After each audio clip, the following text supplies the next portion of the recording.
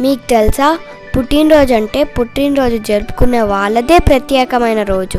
కానీ పండగ అంటే ఇంట్లో వాళ్ళందరూ జరుపుకునే సందర్భం. కానీ ప్రతి పండుగకి అమ్మొక్కటే పనులు చేసుకోవడం కష్టం కదా. ఇంట్లో ఉన్న వాళ్ళందరూ పనులు పంచుకుంటే అదే కదా నిజమైన పండుగ అంటే.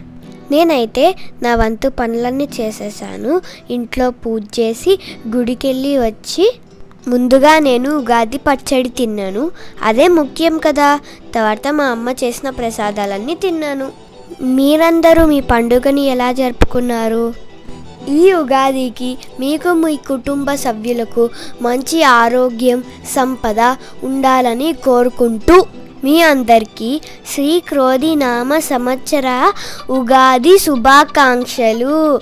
మళ్ళీ కలుద్దాం.